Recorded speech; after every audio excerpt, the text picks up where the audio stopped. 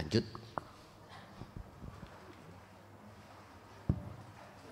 Izin Gus, bismillahirrahmanirrahim. Tadi ada makalah capaian kefanaan. Menurut saya ini adalah sebuah output yang luar biasa. Tahapan akhir seorang salib yang mendapatkan capaian itu. Nah, apakah kemudian kalau hamba itu sudah mendapatkan capaian itu, ujian itu sudah tidak kita dapatkan? Yang kedua, ada sebuah makalah almarhum Kiai Sejuta Umat bahwa sholat itu cukup singkat, awal dan akhir aja cukup khusyuk, itu sudah menjadi apa ya, sudah ada outputnya dari sholat itu. Kemudian Gus Baha ngomong, saya tidak peduli sholat saya diterima atau tidak, yang penting saya bisa sujud di hadapan Allah. Apakah itu bisa kita terima mentah-mentah secara hakikat? Betul. Yang terakhir, tadi kembali ke fana, jangan-jangan kalau saya ngaji di toriko lain Gus ya, itu tahapan untuk ke sirul asrol atau ke fana itu yang luar biasa, sehingga jangan-jangan saya berkesimpulan gini, karena ngaji di toriko lain tahapan menuju ke sana itu jauh prosesnya baru ke sana. Nah jenengan itu aksesnya hanya 4 tahapan. Jangan-jangan santri jenengan ini gendeng gara-gara salah jenengan. Mohon maaf. Gendeng gara-gara? Gendeng gila gara-gara jenengan karena tahap aksesnya terlalu cepat. Kemudian kalau saya boleh memberikan satu pertanyaan ketika jamaah yang hadir di sini, kalau kita presentasi menurut jenengan Gus, itu yang bisa capaian kefanaan itu berapa persen? Itu, terima kasih. Sampun. Pertama, Bu ngerti output mboten? Mboten. Output itu out iku metu. Put iku ya kemput. Out iku metu, put iku hasil dari keluarnya. Mboten niku. Apakah kefanaan dari selain Allah si salik itu kalau sudah di situ dia sudah dikatakan sukses dalam perjalanan? Mohon maaf, dan apakah cukup sudah berhenti di situ? Ngeten Pak. Jenengan mulai kecil kerja, tujuannya itu biar bisa beli rumah, papan, sandang, pangan. Kalau sudah tercukupi di situ, apakah Anda harus berhenti untuk tidak bekerja? Itu terserah Anda. Ya, terserah Anda. Menikmati apa kerjamu sejak kecil itu tanpa ada innya ya, out terus. Apakah Anda di situ itu adalah tetap memasukkan sesuatu dan kerja terus?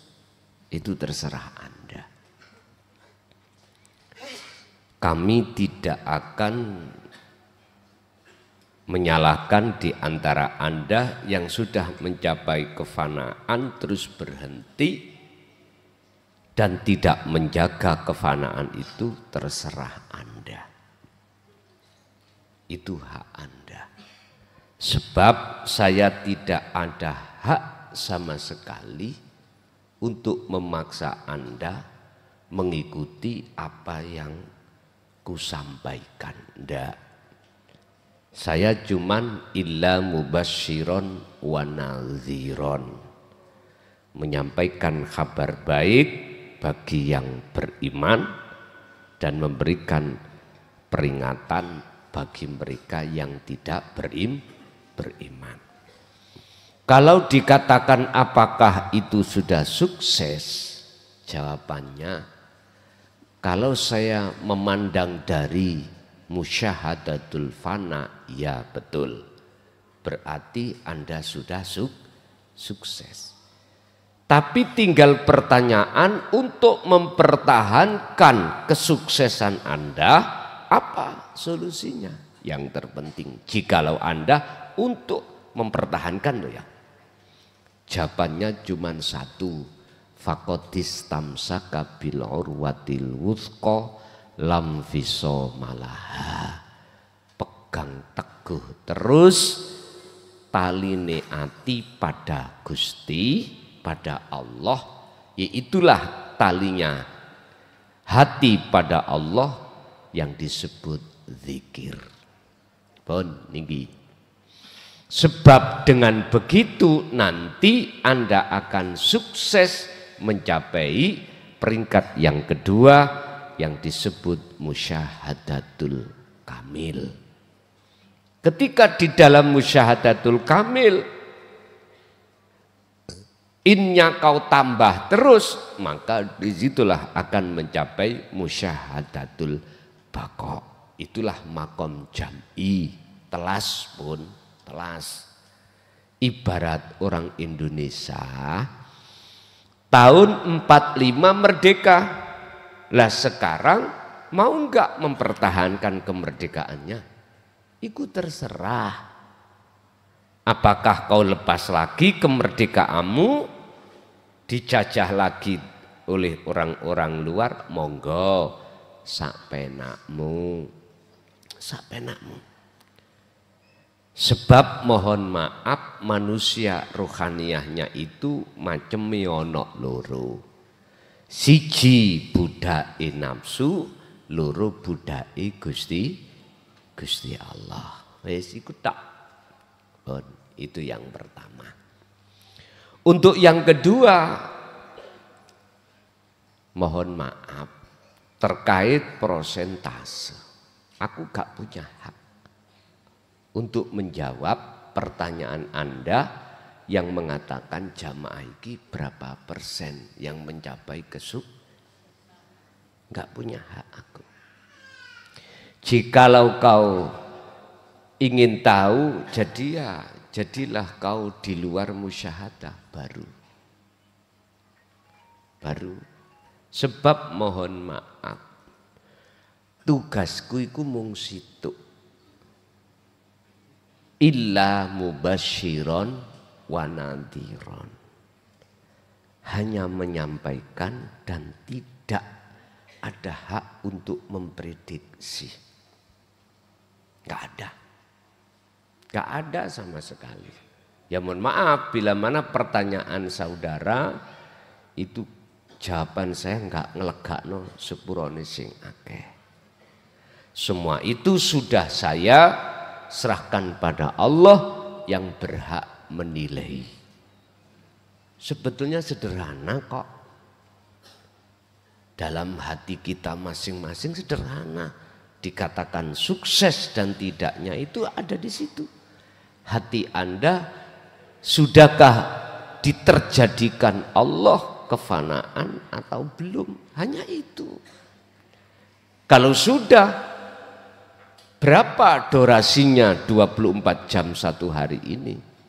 Itu Anda bisa evaluasi sendiri.